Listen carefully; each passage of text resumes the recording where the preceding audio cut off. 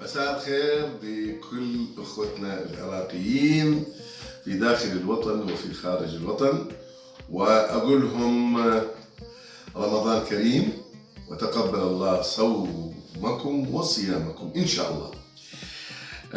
طبعا هذا المقطع الفيديو موجه إلى أخونا العزيز الشيف شاهين.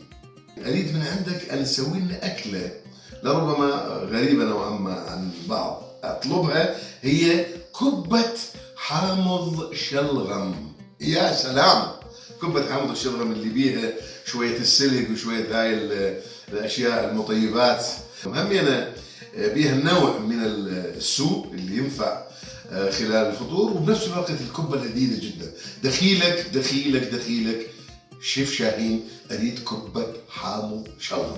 تحياتي لك ولكل مشاهديك ولكل مشاهدينا في الوطن العربي وفي العراق وفي العالم. يابا غالي والطلب رخيص. أول شي جيب لنا كاسة راح نخلي بيها كوب كامل جريش، ونخلي بيها نصف كوب برغل ناعم، وراح نضيف فوقها كوب كامل مي بارد، واكيد لازم نخلي فوقها ربع طن ملح. ننطيها تقليبه سريعه، شيلها نخليها بصفحه بين ما نكمل باقي الشغلات. ناخذ قطعه لحم نفتحها بالوسط بهالشكل هذا بس بدون ما نفصلها. هسه راح نقطعها شرايح خفيفه بهالشكل هذا، والشرايح هذه راح نقطعها بعكس الاتجاه بهالشكل هذا، يصير عندنا مكعبات كلش صغيره وتخبل متناسقه. هنا عندنا قطعه ليه راح نقطعها على شكل شرايح، بعدين همنا على شرايح باتجاه ثاني راح نقطعها مكعبات. هسه راح نجيب لنا كم بصلايه ناخذهم ونقطعهم شرايح كلش خفيفة، كل ما خفيفة كل ما أفضل. بالمرحلة هذه راح ناخذهم ونمرر عليهم السكينة بهالشكل هذا شوية ننعمهم حتى يصير عندنا شرايط طويلة.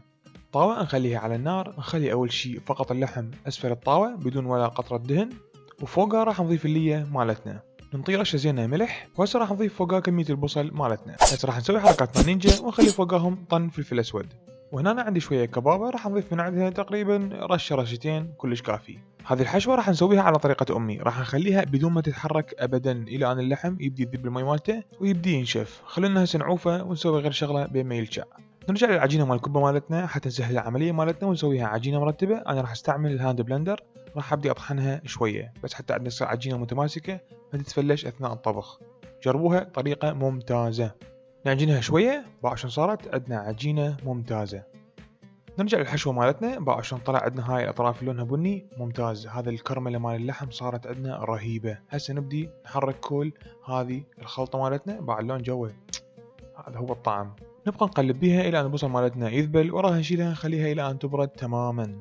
طاوة نخليها على نار، نخلي بيها شوية هواية زيت، وهسه راح نخلي بيها كمية زينة من اللوز المقشر، ننطيهم حمسة سريعة. هسه راح نضيف فوقاهم كمية من الكشمش، هاي شنو طلع كبير يلا ما يخالف. نقلبهم تقليبة سريعة ونطفي النار. حتى نسوي الكبة مالتنا راح نحتاج لنا كيس، راح نقص من عنده الطرف السفلي هذا، ناخذه بيدنا ونفتحه بهالشكل هذا الى ان ينشق وينفتح عندنا يصير طبقة مفتوحة من النايلون.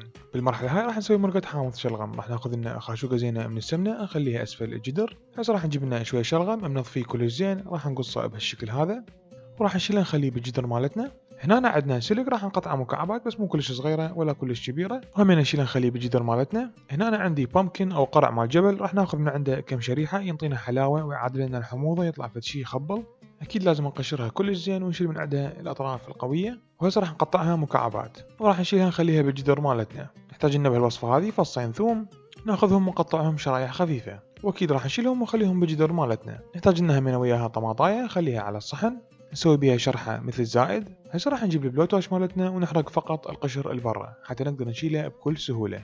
هسه راح نقطعها على شكل مكعبات ونشيلها نخليها بالجدر مالتنا. بصلاية صغيرة راح نقشرها ونقطعها من مكعبات ونشيلها نخليها بالجدر مالتنا. بنفس الجدر راح نخلي بيه شوية تمن حتى ينطينا هيك سخن يخبل بدون ما تغسلوه يكون افضل. على مود اللون والنكهة راح نخليها منها شوية معجون. هسه راح نشيلهم ونخليهم على النار نحمسهم حمسة زينة بالدهن اللي خليناه بالبداية. عبالكم نسينا؟ لا اكيد راح نخلي فوقها ربع طن ملح ونص طن فلفل اسود وننطيهم تقليبة سريعة.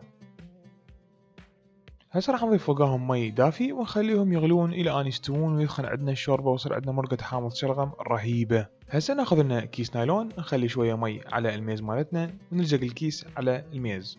ناخذ لنا شويه عجينه ونكورها كلش زين ونخليها على النايلونه. الجهه الثانيه من النايلونه نخليها فوق العجينه مالتنا حتى تطلع عندنا عجينه جدا متناسقه وبالفتح كلش سهله وسريعه. راح نخلي فوقها فد شي ثقيل، انا عندي هاي التخته وراح ادوسها دوسه واحده من الاطراف ومن الوسط، هذه نشيلها ولا باع شلون صارت عجينة متناسقة بالفتح ودائرية تخبل. راح ناخذ لنا شوية حشوة ونخليها على الجهة البعيدة من العجينة. خلوا هواية حشوة، خلوا الناس تتونس.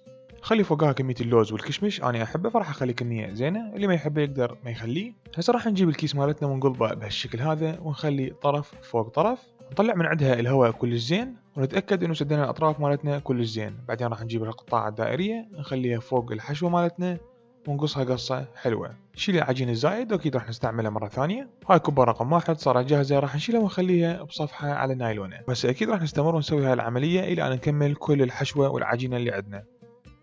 نرجع للمرقة مالتنا، ما شاء الله قوامها يخبل، لونها ممتاز. وهسه على مود تصير حامض شلغم راح نعطيها خشوقة زينة سماق. على مود نسلق الكوبا راح نخلي مي حار بجدر، نخلي بيه ربع طن ملح، لازم المي مالتنا يكون شوية مالح حتى الكوبا ما تتفلش. راح نخلي بيه شوية معجون مو هواية، وراح نبدي ننزل بيه الكبب شوية شوية. راح نخليهم يطبخون تقريبا 7 إلى 8 دقائق حتى يستوون تماما. بعدها راح نشيلهم ونخليهم على صينية. وهسه راح نكمل كل هاي الخطوات مع الكبب الثانية، واكيد راح نستمر الى نسوي كل الكبب مالتنا ونطبخهم تماما. هسه انا راح اقدمهم بطريقه مختلفه، اكو ناس يشيلوهم يخلوهم يغلون ويا الحامض شلغم، بس انا ما راح اسويها. بصحن راح نخلي كميه زينه من المرقه مالتنا، ناخذ الكبه مالتنا ونخليها فوق الحامض شلغم. استاذ جواد، هاي الكبه مالتك صارت جاهزه، جربها وادعي لي. خلونا اقص لكم اياها وشوفوا المقطع مالتها من جوا شلونه باع الشغل، الخفه التوب التوب التوب. انا طبعا ما اقدر اكلها لان صايم. شكرا للمتابعه، في مال الله.